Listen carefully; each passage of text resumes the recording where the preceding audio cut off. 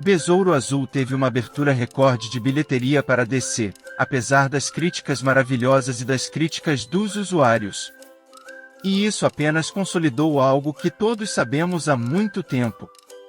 No que diz respeito aos filmes, para o público em geral, a marca cinematográfica DC está quebrada. Sim, a Marvel pode obter títulos de quadrinhos da lista C, como Homem-Formiga e Guardiões da Galáxia. Prova disso é o que o Gunn fez com Guardiões da Galáxia. Eles nem eram tão conhecidos assim na Marvel, mas Gunn foi brilhante em dar características tão próprias ao grupo de desajustados, que até ele ficou mais conhecido como um grande diretor, e isso é bem incomum. Mas a Warner Bros. Tem lutado por uma década para fazer qualquer coisa clicar que não seja o Batman, ou relacionado ao Batman, como o Coringa. Claro, a Mulher Maravilha e o Aquaman ganharam muito dinheiro, mas essas são as exceções e não a regra.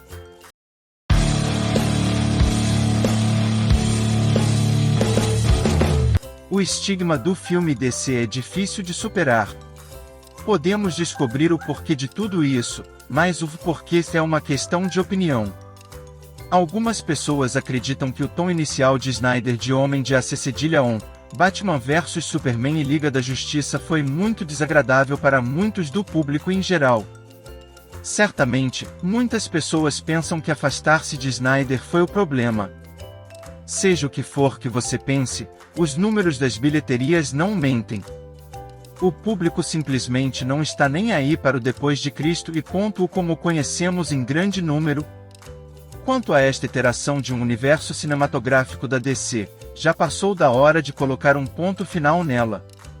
Então, o que os co-diretores da DC Studios, James Gunn e Peter Safran, fazem? Eles já apresentaram sua lista inicial de filmes e séries de streaming. Alguns dizem que o anúncio do novo DCU matou qualquer entusiasmo por quaisquer filmes da DC que restassem após o fato. Embora eles já possam ter sua abordagem em mente, neste momento crítico, quando a marca DC nos filmes cheira promessas fracassadas e luta para atrair espectadores, é hora de olhar para o passado. Por que a DC já esteve neste exato lugar antes? Vocês sabiam disso? É pessoal. No início dos anos 80, o maior desafio da DC Comics era a Marvel. Dos anos 40 aos 60, a DC Comics foi a marca a ser batida em termos de vendas de quadrinhos. Nada poderia tocá-los. Então, nos anos 60, a nova editora Marvel Comics mudou o jogo e, no final daquela década, a DC parecia os quadrinhos do seu avô.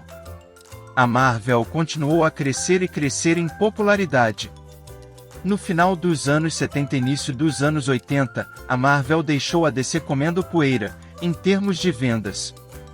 Em 1984, títulos da Marvel como Hércules e superavam como Superman, Batman, Mulher Maravilha e Liga da Justiça. Imagina isso? Os maiores heróis da DC perdendo espaço nos quadrinhos dos leitores. Apenas os novos titãs da DC e, em menor grau, a legião dos super-heróis superando facilmente os ícones da cultura pop da DC, vendido em números comparáveis aos da Marvel. E, em muitos aspectos, eram os livros mais ao estilo da Marvel, com foco no melodrama interpessoal de jovens heróis atraentes. DC Comics reiniciou todo o seu universo com Crise nas Terras Infinitas. Então a DC Comics fez o que tinha que fazer e tomou medidas drásticas. Eles explodiram tudo. Com Crise nas Infinitas Terras, eles, e 5 décadas de continuidade, e recomeçaram com seus maiores ícones em um mundo recém-reiniciado. Em 1986, Superman passou por uma grande reimaginação, descartando anos de confusão em torno dos mitos do Superman, sob a orientação do ex-criador dos X-Men, John Byrne. A Mulher Maravilha recebeu uma transformação ainda maior, sob a orientação do escritor e artista George Pérez. A robusta Liga da Justiça da América tornou-se a sitcom de ação Liga da Justiça Internacional. Destruiu seu multiverso anterior e Flash se tornou a primeira série de verdadeiros heróis legados, sobre um jovem ex-companheiro assumindo um enorme legado heróico, títulos que mudaram a forma como o mainstream via os quadrinhos. Todas essas coisas aconteceram em apenas alguns anos. Mas a estratégia da DC funcionou. Seu universo recém-reiniciado não destronou a Marvel, mas já se foram os dias em que a DC estava no final do top 100.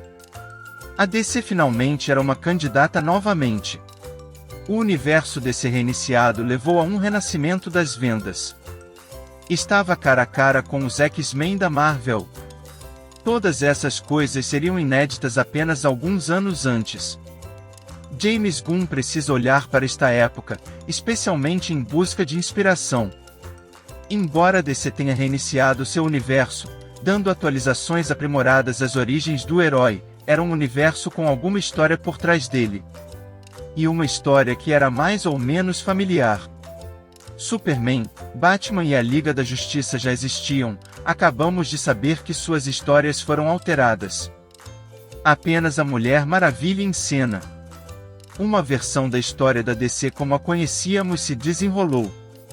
No entanto, os escritores da DC foram autorizados a escolher quais aspectos usar. Às vezes, isso criava grandes problemas de continuidade. Mas, principalmente, funcionou e realmente deu a esses personagens de longa data um novo sopro de vida. Foi apresentada como uma nova heroína. Parece que Gen já pode estar adotando essa abordagem. Ele disse que seu Superman Legacy não será uma história de origem. E claramente, este será um universo com história por trás dele. Um Cavaleiro das Trevas mais velho em Batman sugere a mesma coisa.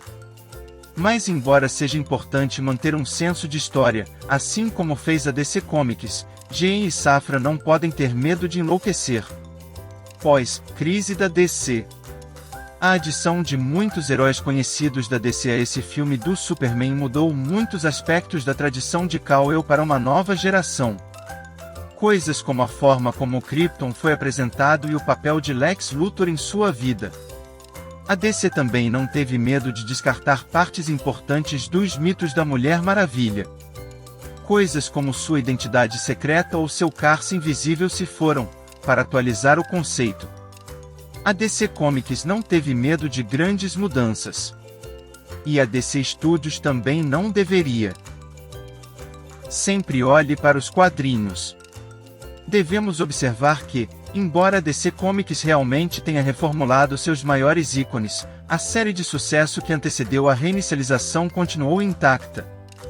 Então, um grande vendedor como Novos Titãs poderia continuar como está, e funcionou principalmente. Gen também parece usar essa abordagem com Pacificador, que existia, embora na melhor das hipóteses, tangencialmente, no antigo DCEU. Com algo tão bem-sucedido e tão distante dos grandes legados da DC quanto Pacificador e Besouro Azul, não há razão para não incluí-los.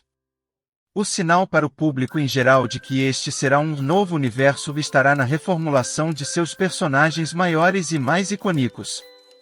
Não removendo aqueles como Pacificador e Besouro Azul.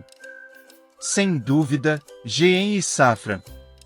A marca DC no filme está quebrada no chão do cinema. E eles terão que trabalhar muito nos bastidores, diante do público, para convencer as pessoas de que esse novo DCU é algo diferente. Mas, como prova a história, a DC Comics fez tudo isso antes. A DC Comics mudou tudo, então esperamos que a DC Studios faça o mesmo. Na verdade, no final das contas, os quadrinhos deveriam ser a fonte de inspiração para todas as propriedades de filmes de super-heróis de ação ao vivo.